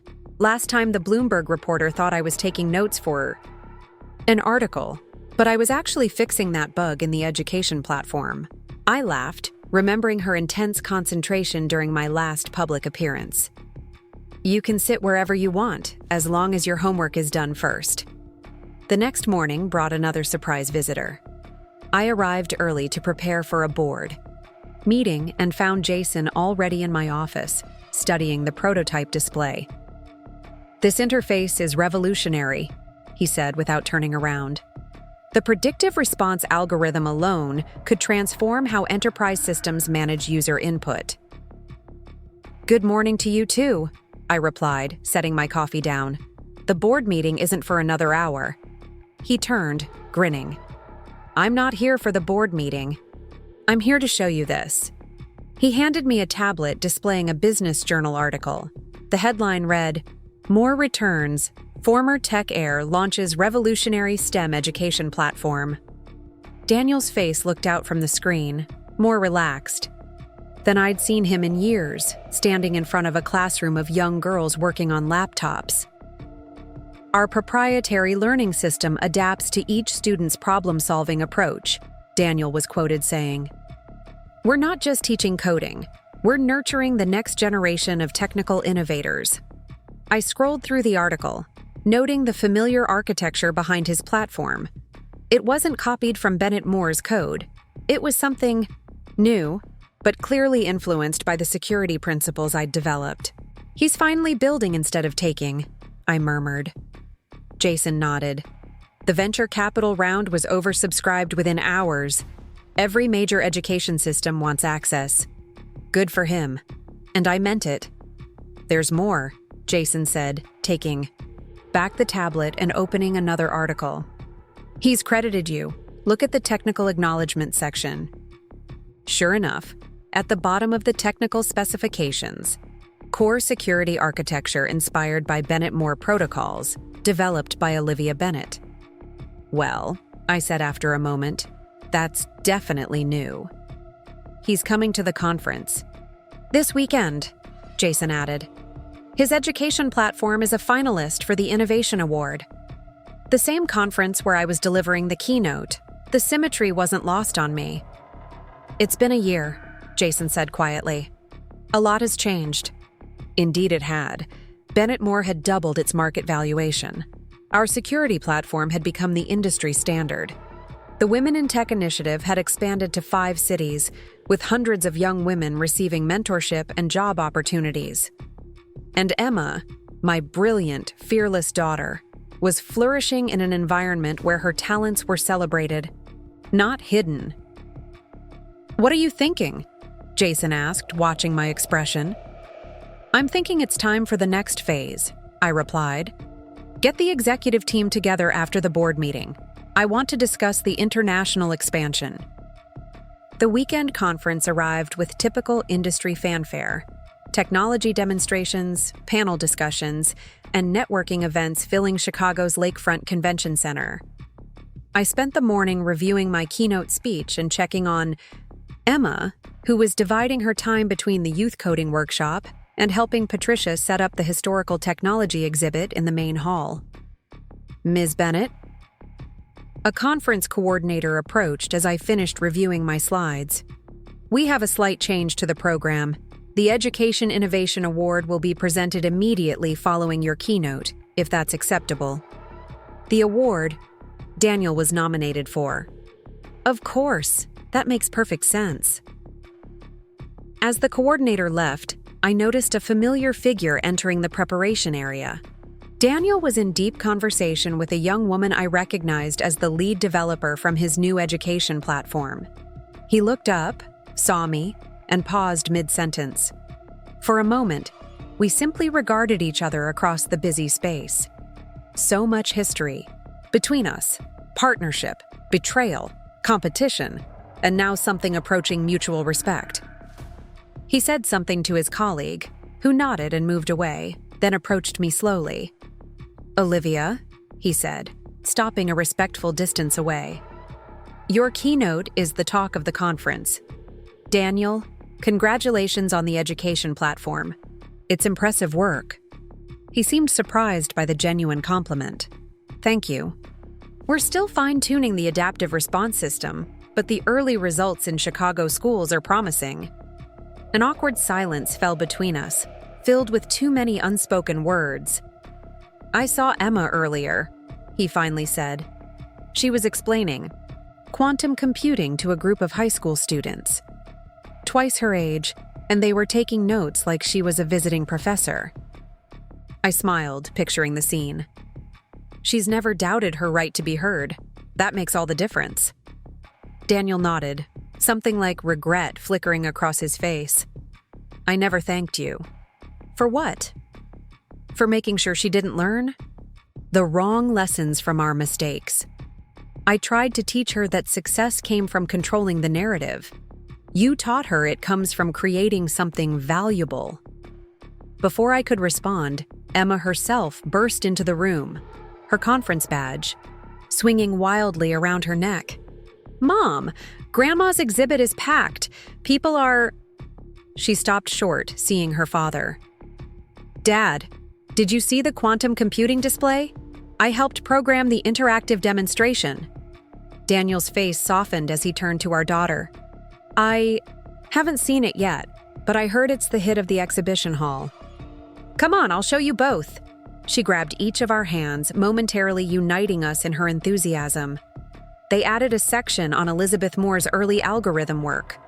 I caught Daniel's eye over Emma's head, seeing his surprise. Your grandmother's work is in the exhibition? Mom and Grandma Patricia put it together, Emma explained, pulling us toward the exit. It shows how women in computing were often hidden behind men's names. Great-Grandma Elizabeth had to use Grandpa's name on her patents because no one would accept them from a woman in the 1960s. Daniel stopped walking, causing Emma to turn back questioningly. His expression held a mixture of shock and dawning comprehension. I didn't know, he said quietly, looking at me. About my grandmother. Your mother found her original papers after the transition, I explained. It changed her perspective on a lot of things. He absorbed this information slowly, then looked down at Emma. I'd like to see that exhibit very much. The exhibition hall was indeed packed, with Patricia's historical technology display drawing particular attention. 3 generations of technology evolution were presented chronologically, from Elizabeth Moore's early computing algorithms through to current quantum computing advances. At the center, a special display highlighted women whose contributions had been overlooked or misattributed. Patricia spotted us first, her eyes widening slightly at the sight of Daniel. After a moment's hesitation, she approached. Daniel, I didn't know you were attending. His education platform is nominated for the Innovation Award, Grandma, Emma supplied helpfully. It's really cool. It teaches coding concepts through adaptive storytelling. Patricia nodded stiffly. Congratulations. Daniel gestured to the exhibit. Emma was just telling me about Great-Grandma Elizabeth's work being featured here. I had no idea. Something in Patricia softened slightly. No, you wouldn't have. Your grandfather never spoke of it. It wasn't considered proper in those days. A woman designing computer systems. Like how you never told Dad that Mom was fixing his code, Emma added innocently. An uncomfortable silence fell. Patricia looked from Daniel to me, clearly uncertain how to navigate this family minefield. It was a different time, I said carefully. But things change. People change. Daniel studied the display of his grandmother's original algorithm designs. These are brilliant. The nested loop structure was decades ahead of its time. Yes, Patricia agreed, warming to the technical discussion. She developed it for inventory tracking systems, but the core architecture could be adapted to almost any data processing task. That's exactly what we're doing with the education platform, Daniel said, excitement creeping into his voice. Adaptable core architecture that reshapes itself based on user interaction patterns. As they fell into a technical discussion, I stepped back, watching this unexpected family reunion. Emma moved between them, adding her own observations, connecting her father's current work to her great-grandmother's legacy. I felt a presence beside me and turned to find Jason. Well, this is not what I expected to see today, he murmured, nodding toward Daniel and Patricia deep in conversation. Me neither, I admitted. But it's right somehow. They're finally seeing the full picture of their family's legacy. Speaking of legacies, Jason said, checking his watch, you have a keynote to deliver in 30 minutes. I nodded, taking one last look at the 3 generations of Moores discussing technology across the barriers of time and gender. Whatever happened on that stage today, this moment, this recognition of hidden contributions, was the real victory. The conference auditorium was filled to capacity as I took the stage. In the front row, Emma sat between Patricia and, surprisingly, Daniel. Behind them, I spotted Rebecca, who gave me a small nod of acknowledgement. A year ago, I began, looking out over the sea of faces. I stood at a corporate holiday party and heard myself introduced as just a trophy wife who makes good spreadsheets. A ripple of uncomfortable laughter moved through the audience. That night changed everything, not just for me, but for an entire company, and I hope for our industry. Today I want to talk about hidden innovation, the contributions that go uncredited, the talent that remains in the shadows, and the tremendous cost we all pay when we fail to recognize the full spectrum of human ingenuity. For the next 30 minutes, I shared not just my story, but the stories of countless women in technology whose work had been obscured, minimized, or attributed to others. I talked about Elizabeth Moore's algorithms, about the female NASA mathematicians whose calculations launched men into space, about the women who programmed the first computers, but were called clerks instead of engineers. The greatest tragedy in technology isn't failed startups or abandoned platforms, I concluded. It's the innovations we never see because we've created environments where certain voices aren't heard. At Bennett Moore Technologies, we're committed to changing that equation, not just because it's right, but because it makes us better. More innovative, more competitive, more human. As applause filled the room, I caught Emma's eye. She was beaming with pride, applauding wildly. Beside her, Patricia dabbed at her eyes with a tissue. And Daniel, the man who had once introduced me, as his decorative wife, was on his feet, clapping with genuine respect. The conference coordinator returned to the stage. Thank you, Ms. Bennett, for that powerful keynote. Now, we're honored to present our annual Education Innovation Award. This year's finalists represent groundbreaking approaches to technology, education. As she read through the nominees, I moved to leave the stage, but she gestured for me to stay. Since our keynote speaker knows a thing or two about innovation, we've asked Ms. Bennett to present this year's award. An assistant handed me an envelope. I opened it, already knowing what I would find, but smiling nonetheless at the rightness of it. The winner of this year's Education Innovation Award is Moore Foundations for their adaptive learning platform that is revolutionizing STEM education for underrepresented students. Daniel looked genuinely shocked as Emma tugged him to his feet. He made his way to the stage, accepting the Crystal Award with a bemused expression. I didn't prepare anything, he admitted into the microphone. I didn't expect to win. Then, speak from the heart, I suggested quietly. He nodded, turning back to the audience. A year ago, I thought I knew what success looked like. It was about control, about being the one making decisions, taking credit. He glanced at me. I was wrong. He held up the award. This platform exists because I finally learned what my ex-wife always knew, that real innovation comes from creating environments where everyone's contribution matters, where no one has to hide their light. He turned to face me directly. Olivia didn't just take over a company I mismanaged. She transformed it into something better than it ever was. And in doing so, she showed me a better path forward. This award belongs as much to her example as to our team's hard work.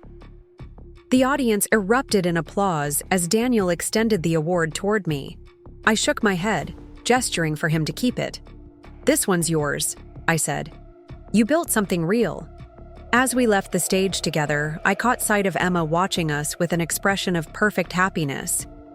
For her, this moment transcended business competition or personal history. She was seeing her parents finally recognize each other's value, not as possessions or obstacles, but as creators in their own right.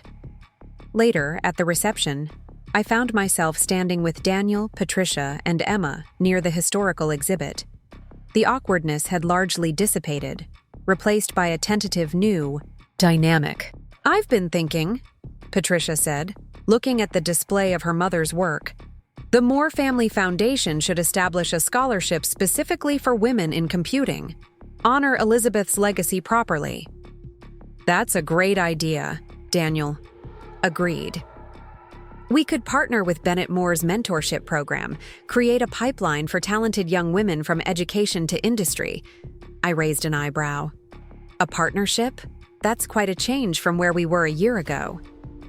Daniel had the grace to look slightly embarrassed. Let's just say I've gained some perspective. Competition has its place, but so does collaboration. Emma, who had been unusually quiet, suddenly spoke up. You know what would be really cool? If you both taught at the Summer Coding Academy, Dad could do the business side and Mom could teach security architecture. 3 adults exchanged startled glances, caught off guard by the simple logic of a child who saw complementary strengths where we had seen only conflict. "It's not a bad idea," I said finally. "The students would benefit from both perspectives." Daniel nodded slowly. "I'd be open to discussing it." Patricia looked between us with an expression of wonder. Elizabeth would have loved this. 3 generations working together to change the future of technology. As the conversation continued, I stepped slightly back, taking in the scene. A year ago, I stood in shadows, hiding my light to make someone else shine brighter. Now I led one of the industry's most respected companies. My daughter was growing up in a world where her talent would never be diminished, and even my former adversaries were finding value in collaboration rather than control. The trophy wife, it turned out, had never needed a trophy at all. I had needed recognition, respect, the chance to build something meaningful without hiding who I was or what I could do.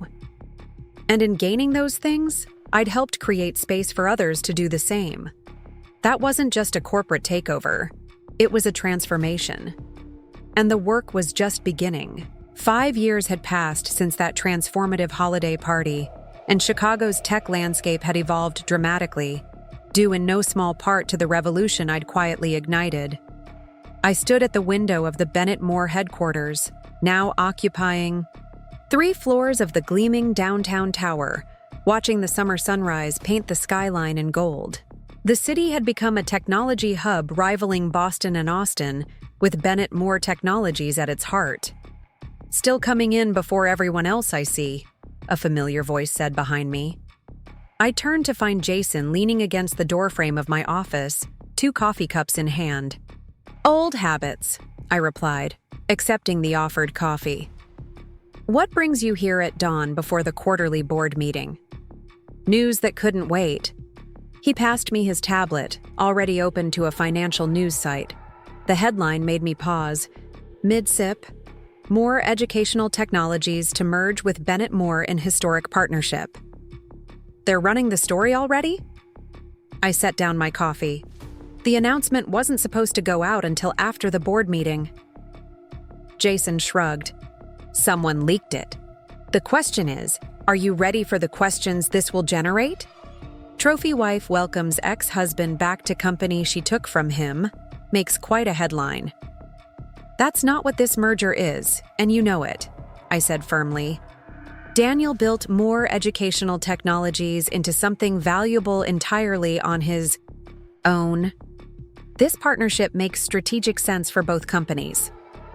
"I know that," Jason replied, taking back the tablet. "But the media loves a dramatic personal narrative.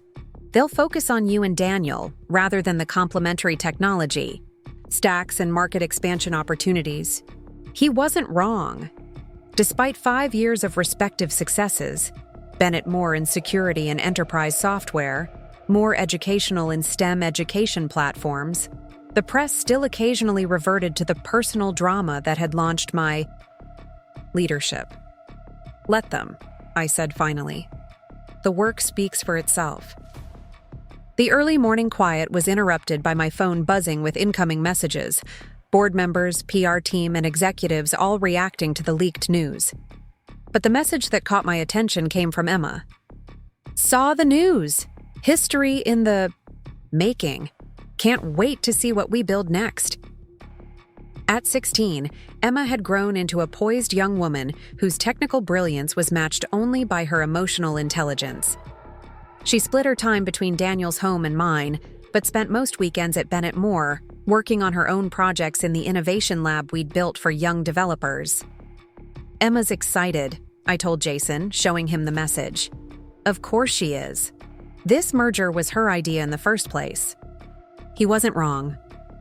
6 months ago, during a family dinner that had become a monthly tradition, Emma had presented an unexpected slideshow titled "The Logical Next Step: Why Bennett Moore and More Educational Technologies Should Combine Forces." With the precision of an experienced executive, she'd laid out the business case. Bennett Moore's secure infrastructure would enable more educational to scale globally, while Daniel's education platforms would give us access to emerging talent and new markets. Instead of running parallel companies, she'd concluded, you should be building something bigger together. Daniel and I had exchanged bemused glances across the table, struck by our daughter's clear vision and practical analysis. What had started as an indulgent conversation had evolved into serious strategic discussions and, eventually, today's merger announcement. Ms. Bennett, Zoe appeared in the doorway, her expression harried. Your 7:30 call with Tokyo is starting.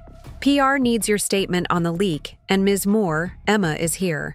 She says she's not missing this historic day. I smiled. Tell Tokyo I'll be there in 5. Send PR the prepared statement from the contingency folder, and send my daughter in. Emma burst through the door moments later, her laptop bag slung over one shoulder and a garment bag over the other. Despite the early hour, her energy was infectious. I brought your power suit, she announced, hanging the garment bag on my office door. The navy one with the subtle pinstripes. Today's photos will be in business textbooks someday. Dramatic. As always, I laughed, but I was touched by her thoughtfulness. Shouldn't you be getting ready for school? Mom, please. This is educational. Dad's already cleared it with my principal. I'm doing an independent study on corporate mergers. She grinned wickedly. Besides, you're going to need me to translate when the technical teams start talking past each other. She wasn't entirely joking. Emma had spent so much time in both companies that she understood the cultural and technical differences better than most of our integration consultants. Where is your father now? I asked, gathering materials for my Tokyo call. In the executive lounge downstairs with the more educational leadership team. He sent me up to gauge the mood. She lowered her voice theatrically. He's nervous about how your team is taking the news. An unexpected warmth spread through me at this glimpse of Daniel's vulnerability. Tell him Bennett Moore's executive team is composed of professionals who understand strategic partnerships. No one's planning an ambush. Emma nodded, but her expression turned serious. This is really happening, isn't it? After everything, you and Dad are going to be working together again. In a much different capacity, I clarified. Co-CEOs of separate divisions with clear boundaries and a joint oversight committee. Still, Emma persisted, it's kind of poetic. Full circle. Before I could respond, Jason cleared his throat. Tokyo's holding on line 1, and the board members are starting to arrive. The day transformed into a whirlwind of calls, meetings, and media management. By mid-morning, the formal board approval was complete, and we gathered in the main conference room for the official signing ceremony. As Daniel and I signed the merger documents, cameras flashed and recorded every moment for the press release. Co-CEOs, Bennett and Moore, how will you handle working together given your personal history? Called out a reporter from the Chicago Tribune. I smoothly fielded the question. We've been successfully co-parenting for 5 years, managing separate divisions of a technology company is actually much simpler. Daniel added, Bennett Moore Technologies and Moore Educational share common values of innovation and inclusion. That strong foundation matters more than any past differences. As the media event concluded, I found myself standing with Daniel. At the window overlooking the Chicago River, a brief moment of calm in the chaotic day. Did you ever imagine we'd end up here? He asked quietly, watching boats navigate the water below. Working together again? Not in my wildest dreams, I admitted. But people change. Companies evolve. You changed me, he said, turning to face me directly. When you took control of the company, it was the wake-up call I needed. Being forced to build something from scratch, without the Moore name to rely on. It made me better. The sincerity in his voice caught me off guard. You built Moore Educational into something remarkable. This merger isn't charity, it's sound business strategy. I know, But still, thank you for showing me what real leadership looks like. Before I could respond, Emma approached, her expression barely containing her excitement. The integration teams are waiting for you both in conference room A. The engineers are already debating security protocols for the education platform. As we walked toward the meeting, Emma between us, I caught sight of our reflection in the glass wall of the conference room.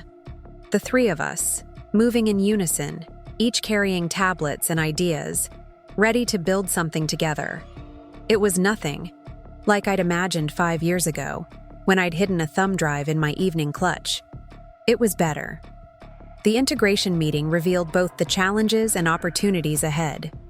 Bennett Moore's security team was skeptical about making their protocols accessible to educational applications, while Moore Educational's developers worried about losing the flexibility that made their platform successful with younger users.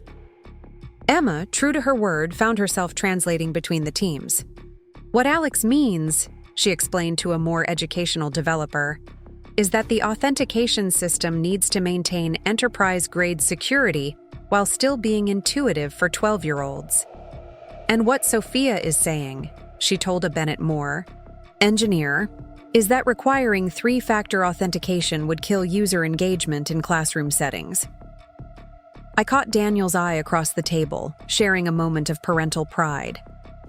Our daughter had inherited his strategic vision and my technical precision, but her ability to bridge different perspectives was entirely her own. As the meeting concluded, Patricia Moore made a surprise appearance. At 72, she had officially retired from active involvement in either company, focusing instead on her work preserving women's contributions to technology history. But today, she had come to witness this new chapter. "Grandmother," Emma greeted her with an enthusiastic hug. "What do you think of the merger?" Patricia surveyed the room, taking in the mixed teams already deep in discussion. "I think Elizabeth would be proud. Her algorithms helped start this company, and now her legacy will help educate the next generation." She turned to Daniel and me, standing together near the presentation screen. "You two have come a long way from that holiday party." The reminder of that pivotal night hung in the air for a moment. I thought about the woman I had been then, hiding my light, playing a role, seething with unexpressed potential. Daniel had been equally lost, clinging to control while missing the true value around him. "We all have," I said finally. "That's what matters." The merger announcement dominated technology news for days, with analysts generally praising the strategic logic while gossip columns inevitably focused on the personal angle. Emma created a scoring system for the most outrageous headlines, with "Trophy wife and ex-husband create tech dynasty, currently in the lead." 2 weeks after the announcement, as the integration teams settled into serious work, I found myself back in my office late one evening, reviewing security protocols for the educational platforms. A knock at the door revealed Daniel, also working, late. "The Tokyo team sent over their implementation questions," he said, holding up his tablet. "I thought you might want to review them before morning." "Thanks. I was just looking at the security architecture for the classroom deployment." He hesitated in the doorway. "Mind if I join you? 2 perspectives might help." I gestured to the chair across from my desk, struck by the strangeness of this moment. 5 years ago, we had been adversaries. A year ago, cautious allies in separate spheres. Now, business partners rebuilding what had once broken us apart. "The grade school authentication system is particularly challenging," I said, turning my screen so he could see the diagrams. "We need security that works for 6-year-olds, who can barely spell their names, let alone remember passwords." "We've been experimenting with picture-based recognition systems," Daniel replied, pulling up examples on his tablet. "Sequential images that create secure patterns without requiring reading skills." As we worked through the technical challenges, I was struck by how easily we communicated now, without the power struggles or hidden agendas that had characterized our marriage. We were simply two professionals with complementary expertise, focused on solving a problem. You know, Daniel said after we'd made significant progress, we make a better team now than we ever did before. Because we're equals now, I replied, without hesitation, neither of us trying to diminish the other. He nodded, acknowledging the truth of this. I've been thinking about that a lot lately, how I treated you during our marriage, making you smaller so I could feel bigger. That was a long time ago, Daniel. I know, but I never properly apologized. He met my gaze directly. I'm sorry, Olivia, for making you hide who you were, for taking credit for your work, for treating you like an accessory instead of a partner. The words hung in the air between us, simple, direct, and years overdue. Thank you, I said finally.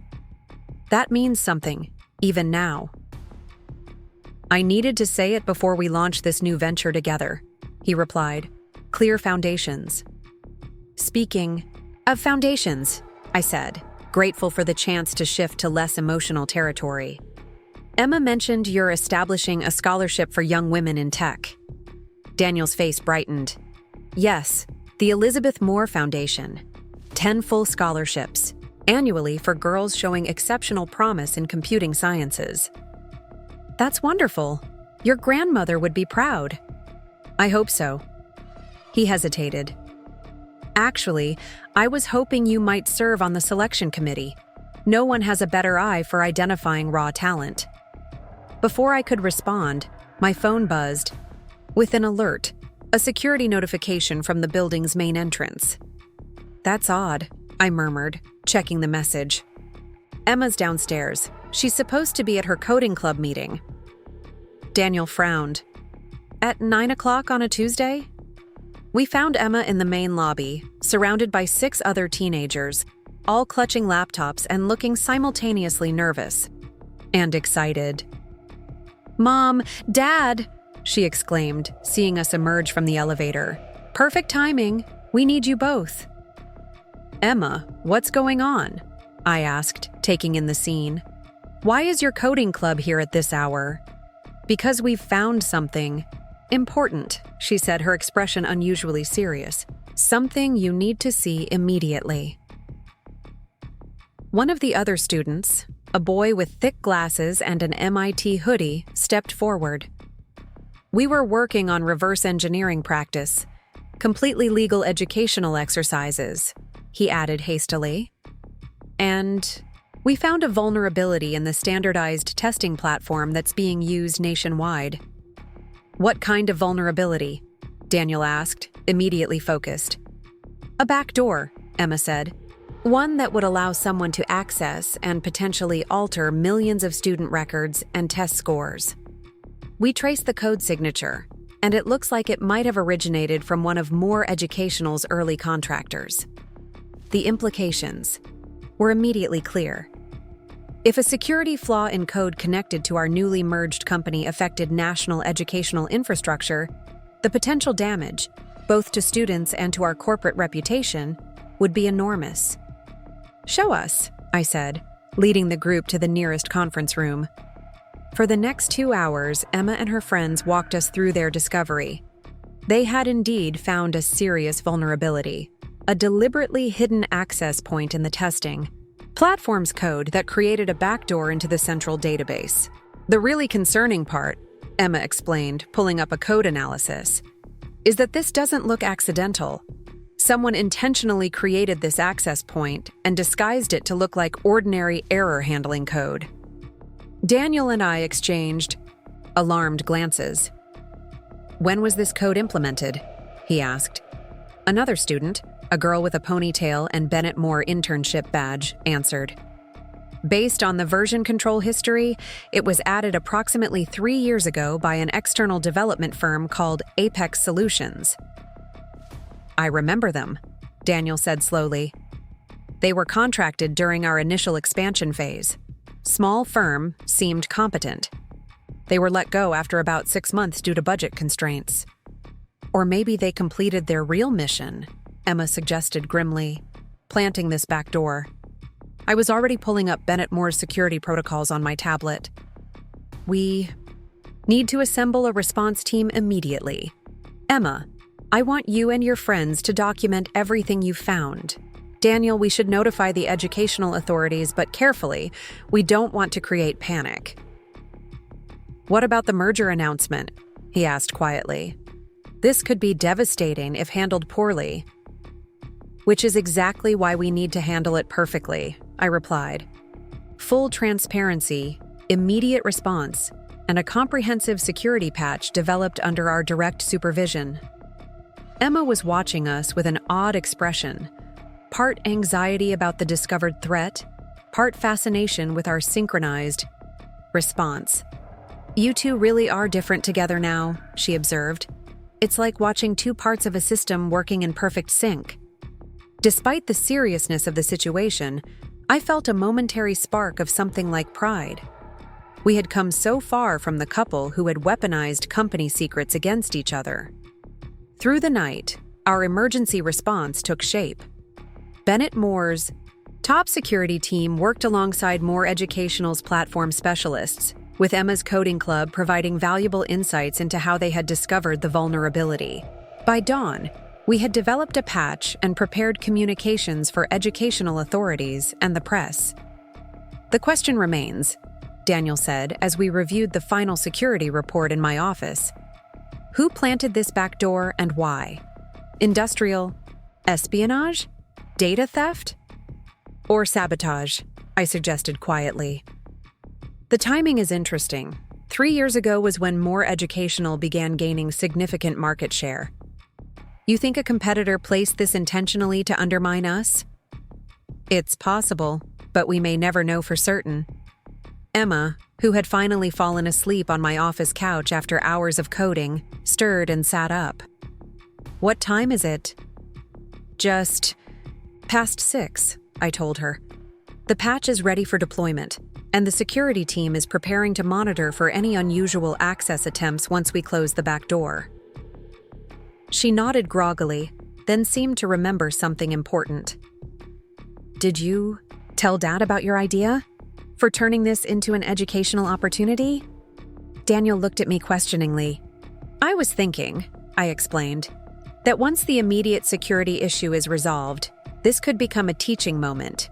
We could develop an ethical hacking challenge based on this incident, help students and teachers understand both the technical and ethical dimensions of cybersecurity. Turn a potential disaster into an educational opportunity, Daniel mused. That's brilliant. It was actually inspired by something you said years ago, I admitted, about building rather than breaking. This vulnerability could have broken trust in educational technology. Instead, we'll build something valuable from it. As the sun rose over Chicago, casting long shadows through the office windows, we finalized our action plan. Daniel would brief educational authorities and oversee the deployment of the security patch. I would handle the technical press and security community. Emma, despite her protests that she could help more, would go home to rest before school. But I found the vulnerability, she argued as Maria arrived to take her home. And you'll receive full credit for that, I assured her. But right now, your job is to be a 16-year-old who needs sleep. After she left, Daniel and I prepared for the day ahead. As we gathered our materials for the emergency press briefing, he paused. 5 years ago, this kind of crisis would have ended very differently. How so? I would have tried to cover it up, protect the company, image at all costs. His expression was thoughtful. You would have fought for transparency, and I would have seen that as a threat rather than the right approach. The observation struck me as remarkably self-aware. People change. Because of experiences that change them? He replied. Taking control of the company was the best thing that ever happened. Not just for Bennett Moore, but for me personally. Before I could respond, Zoe appeared with an urgent update. The education department officials are assembled in conference. Room A and the technical response team reports the patch is ready for deployment. Also, the first media inquiries are coming in.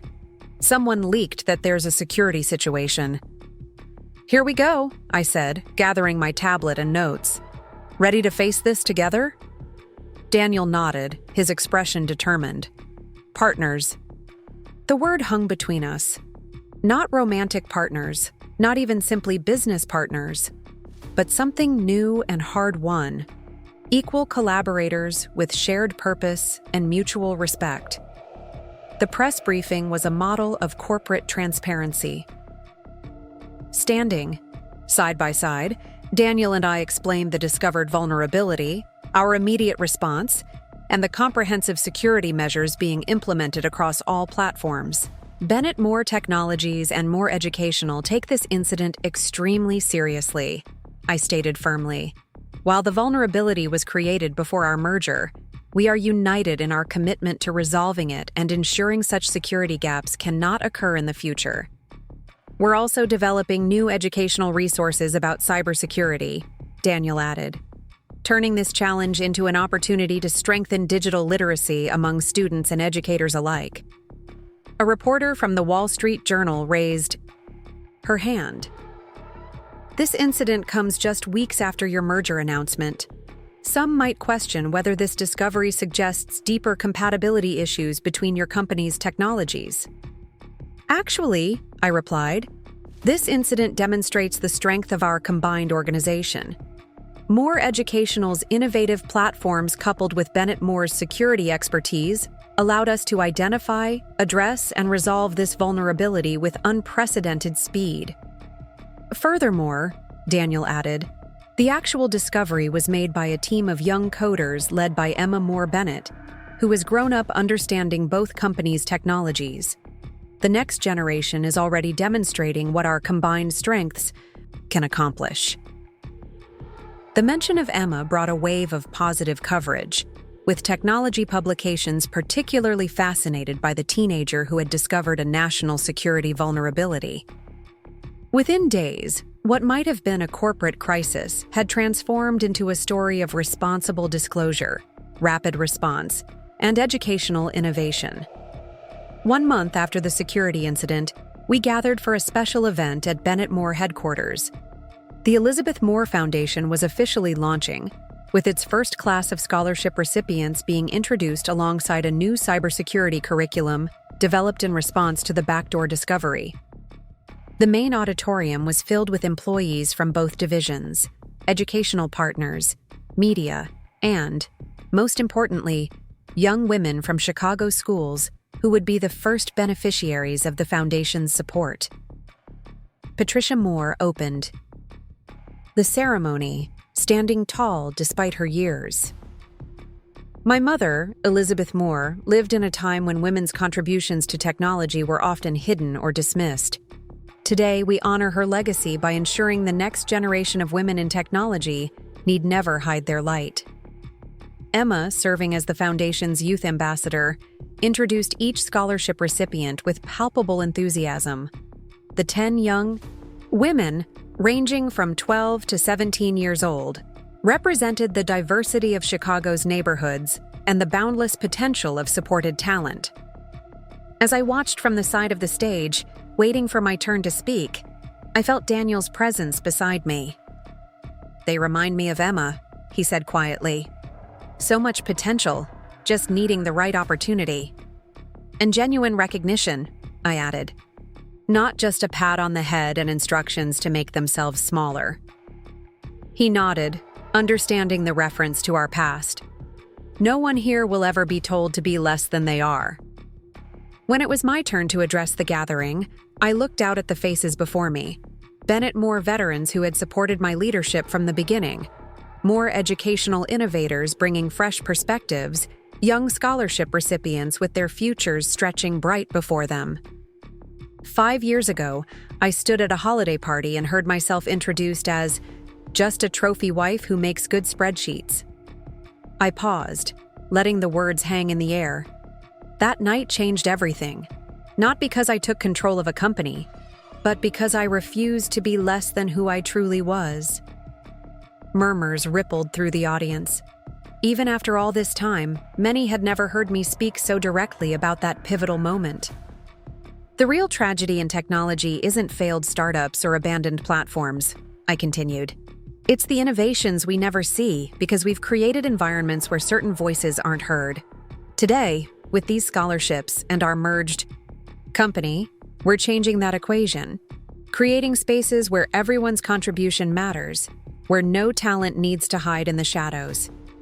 I gestured to the young scholarship recipients seated in the front row. These young women will never be just anything. They'll be recognized for their brilliance, supported in their ambitions, and judged by the quality of their work, not by limiting expectations or outdated stereotypes. Daniel joined me at the podium for the closing remarks. Bennett Moore Educational Technologies represents more than a business merger. It's a commitment to building technology that empowers rather than controls, that illuminates rather than obscures. Together, we unveiled the Foundation's new logo, 3 interlocking gears forming a perfect triangle, reminiscent of both the original Moore Innovations design and Bennett Moore's security architecture. Beneath it, the tagline, "Your light, your legacy." Later, as the reception continued around us, I found myself standing with Daniel, Patricia, and Emma near the display of Elizabeth Moore's original work. The awkwardness that had once characterized our family gatherings had long since dissolved, replaced by a comfortable dynamic based on mutual respect. "I've been thinking," Emma said, looking at her great-grandmother's algorithms. "Next summer, before I start college, I want to develop my own project, something that combines security architecture with educational applications." "That sounds perfect," I encouraged. "You've already demonstrated remarkable skill in both areas." "MIT will be lucky to have you," Daniel added proudly. Emma shook her head. "I haven't decided on MIT yet. I'm still considering Stanford's dual computer science and education program." Patricia smiled knowingly. "You'll forge your own path, just like your mother did." "And my father," Emma added diplomatically. "He built something important too, just in a different way." As she moved away to speak with the scholarship recipients, Daniel turned to me. "She's the best of both of us, isn't she? All the strength, none of the mistakes." "She's herself," I corrected gently, "with her own light, her own legacy to build." The evening continued, with conversations flowing between Bennett Moore security experts and Moore educational developers, scholarship recipients, and industry veterans. I circulated through the room, answering questions about the Foundation and the newly integrated company's vision for the future. Near the end of the event, I found myself momentarily alone at the window overlooking the Chicago skyline. The city, lights glittered against the darkening sky, each building a testament to someone's vision, someone's ambition realized. "Penny for your thoughts," Jason said, joining me with 2 glasses of champagne. "Just reflecting," I replied, accepting the offered glass. 5 years ago, I was hiding in plain sight, diminishing myself to fit someone else's expectations. Now, look at all this. I gestured to the room full of brilliant minds collaborating, to Emma deep in conversation with Patricia and several scholarship recipients, to Daniel discussing implementation strategies with our chief security officer. "You built something remarkable," Jason observed. "We built it," I corrected. "All of us, contributing our true selves without pretense or performance." "To authentic success, then," he said, raising his glass. "To authentic lives," I countered, clinking my glass against his. As the evening wound down, I found Emma and Daniel waiting for me near the exit. "Family dinner?" Emma suggested. "I'm starving after all that inspirational speaking." The 3 of us made our way to a favorite restaurant nearby, talking easily about the Foundation launch, upcoming company initiatives, and Emma's college applications. To an outside observer, we might have appeared to be any successful family celebrating a special occasion. Only we knew the full journey, from hidden talent to open recognition, from competition to collaboration, From a marriage built on illusion to a partnership founded on truth. You know, Emma said as we finished dinner, 5 years ago I asked you both why you couldn't work together anymore. You gave me complicated answers about different visions and incompatible approaches. We were different people then, Daniel acknowledged. But look at you now, she continued. Co-leading a merged company, launching a foundation together, even handling a major security crisis as a team. What's your point, philosophical daughter of mine? I asked, amused by her reflective mood. Emma leaned forward, her expression earnest. Just that people can change in the most unexpected ways when they're finally allowed to be who they really are. You both needed to find yourselves separately before you could work together effectively. Daniel and I exchanged surprised glances, struck by the wisdom in our daughter's observation. When did you get so insightful? He asked her. Emma grinned. I had good teachers. Once they stopped hiding their lights, that is. As we left the restaurant, stepping into the warm Chicago evening, I thought about the long path that had led us here. The trophy wife was long gone, having transformed into a respected technology leader. The controlling husband had evolved into an educational innovator. And between us stood the next generation, clear-eyed, brilliant, and unbound by the limitations that had once constrained us both. What's next on your agenda? Daniel asked as we waited for our respective cars. Tokyo expansion next month, then the European Security Summit, I replied. You? Educational implementation in underserved school districts, then the Foundation's first coding camp this summer. Emma looked between us, satisfaction evident in her expression. And together, you're developing the integrated platform that combines security architecture with adaptive learning. Together, I agreed, the word no longer strange or uncomfortable. Building something neither of us could create alone. My car arrived first. As I prepared to leave, Emma hugged me tightly. I'm so proud of you, Mom, for everything you built, but mostly for showing me how to stand in my own light. As I drove home through the city streets, I caught glimpses of the Bennett Moore logo illuminated on our headquarters building. Not a trophy to be claimed, but a beacon showing what becomes possible when talent is recognized, when voices are heard, when no one is diminished to make others feel larger.